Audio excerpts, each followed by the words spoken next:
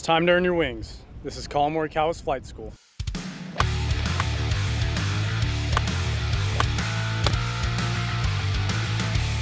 I'm Chris Trott from Team TaylorMade. Today, I have one of the crown jewels of the crew with us in Collin Morikawa.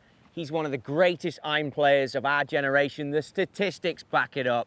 Today, Collin, I want you to take us to flight school. Welcome to Flight School, Trotty. Okay, mate. First shot out the gate, we've lasered it 197, playing 200. I'm going to let you take over from here and describe the shot and pick the club. That I'd hit? Well, it's your school. You're schooling me. I ain't schooling you. All right. I mean, we first have to look at the lie. Little downhill lie, ball above your feet. It's going to shut down It's going to shut down the club, right? It's going to come out a little lower. We've got wind off our back, left pin. Probably want to land at about 190. So knowing that it's downwind, knowing that the ball's on the downhill lie, it's going to come out low. I'm not going to try and change that. I'm just going to know that I can take a little less club. It's going to shut the face down at address and hit that shot. So when you play it in a practice round, does anything come into your mind about misses, flag locations? Do you do all that prep work before you go in? Yeah, I mean, I always make notes in my yardage book about where I want to be. I always draw X's on spots I don't. So looking at this hole, left is never good, but it's so downwind that the ball's just not going to curve as much. So you don't have to play, I don't have to play my normal cut. You know, I could almost play it just right, maybe 10 feet right of the hole and hit a straight shot there. Okay.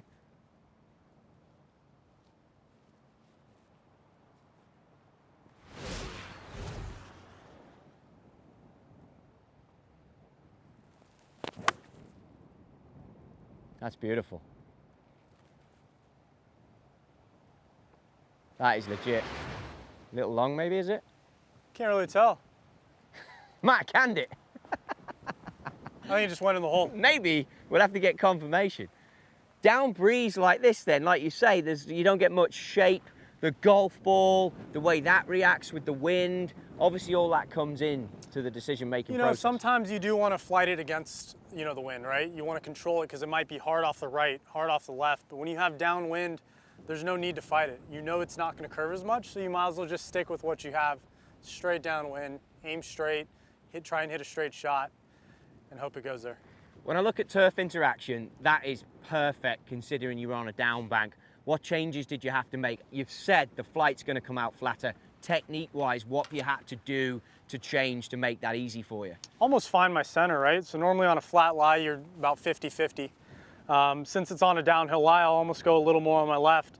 But that doesn't mean I need to put it straight on the back of my stance. Learning after playing a bunch of courses where you have a lot of side slope lies, you can keep almost the same ball position, but have your weight a little shifted. So what that's going to do is really get back to center for you when you get back to impact.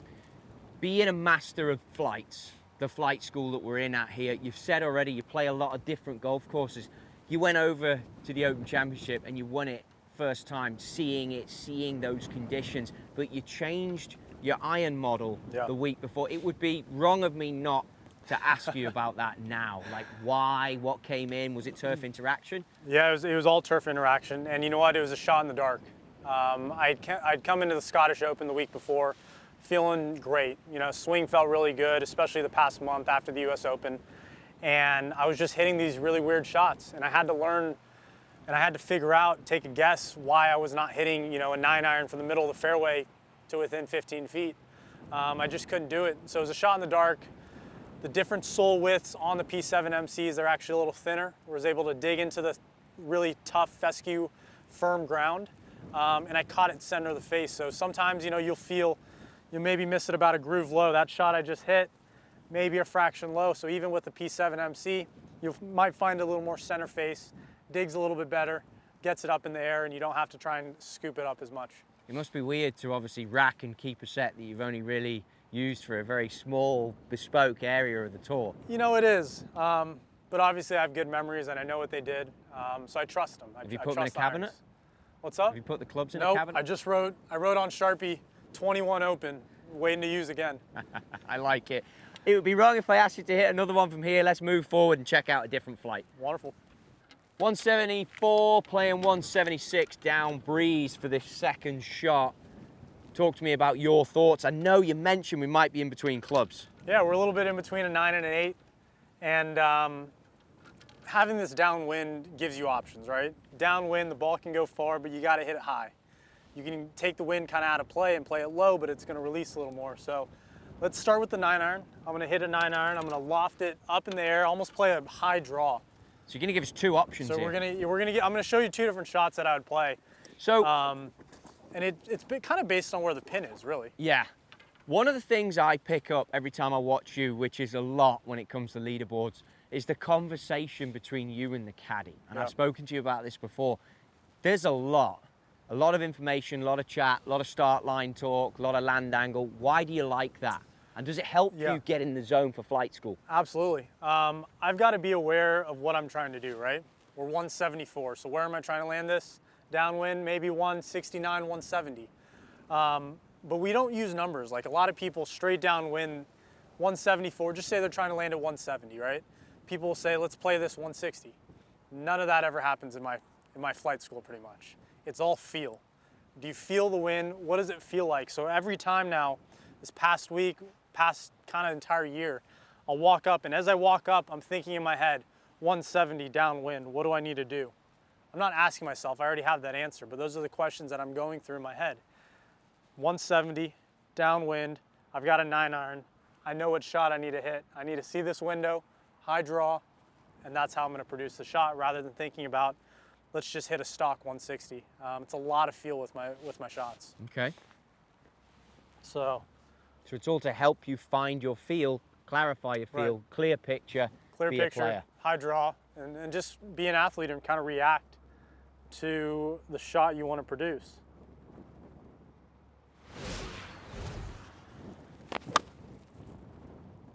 This is good too. Yeah, good. Really good. Really good. You'd be happy with that, right? I'd love that. Definitely take that. When you play the draw, talk to us about that. How do you play the draw? So it's pretty simple. It's club face is always at the target. Yeah. So always. So just say our pin's our target. Club face never leaves that. And it's really as simple as me closing my stance or opening my stance. For a draw, club face is at the target. Stance is closed almost halfway in between the pin and the bunker. And what that's going to produce is me swinging along my feet with essentially closed club face, which is at the target. That's all I do. Closed stance, swing along the feet, and hit that shot. Same thing with a cut. Face is always at the target. Open stance, swing along your feet. Club face is initially going to be open. And then change start line based on how far you aim left and how far you aim right. Exactly. Okay. I'm always going to be swinging along my feet, so I'm not really changing my swing. When it comes to flighting this high and low, obviously that was a 9-iron downwind. I wanted to get distance. But sometimes downwind, you don't actually want to take all that wind because it's a variable. You don't really know how far it's going to fly. So sometimes I like to flight it low. I want to keep it down, almost have it roll. And it actually takes a lot of the guesswork out. 174 to the pin, 165 to the front edge. All I'm trying to do is keep this low and probably land at about 160. So whether that's me taking an 8-iron, which is clubbing up, even a 7-iron, something I can swing smooth, and that's going to stay really low to have that one bounce up. Okay.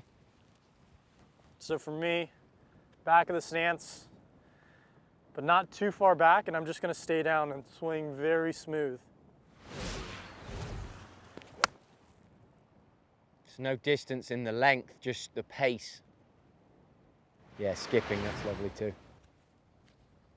But the length of swing stays the same, the pace is what changes. Exactly. I mean, we're trying to take off spin. We're trying to keep it away from the wind. Even though it's downwind and you like to, hit it high and let it go far, the control isn't there all the time. So it's about always staying in control of your golf ball. And that is two great examples of how to do it. I mean, two masterclasses on what to do that. Let's cover a short iron, and then I think it's time for us all to get to school and do the studying. Wonderful. 114, playing 115. So it's up 1. You've grabbed your wedge. Where do you take into consideration uphill, downhill? When do you do it in your prep, and how do you work it out? Yeah, I mean, obviously in practice rounds, we use our rangefinders. You get exact elevations, +2, +3. But yardage books, when they have it in there, I actually like to cut it in half. So, you know, if this is +1, I'd trust it. Sometimes we get +7 from a wedge. It's such a short distance, and the wedges go so high that normally it's actually going to fly the same distance. So Okay. I like to cut it in half. If, you know, 8, then I'm doing 4. It's just a rough estimate. It's a lot of feel. It goes back to feel again. How much up do you actually think it is? So 115, downwind, little uphill lie. I'm not going to fight the slope. I'm going to show you 2 different shots, 2 different flights.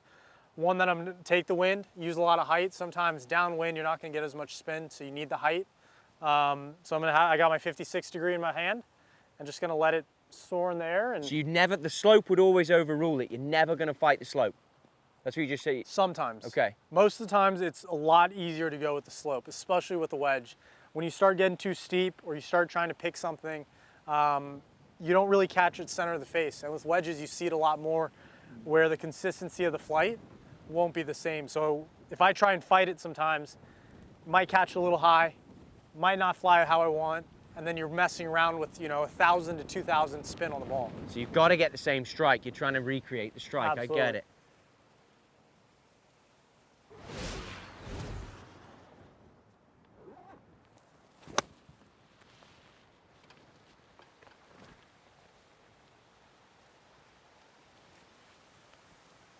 Good, very good. And then So you that's- talked about a different flight. That's one going with the slope. Sometimes downwind again. The downwind really throws it off of how much spin you can actually get.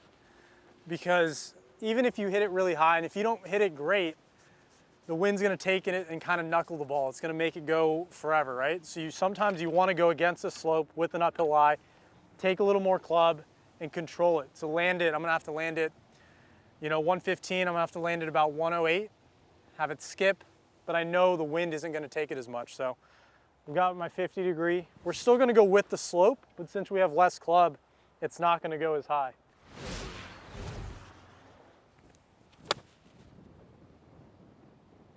Love it. Just so much control. Awesome. Okay, Collin, I think, to be fair, looking at some of these shots, I think we all earned our wings today. Well done. Oh man, This beautiful. is yours.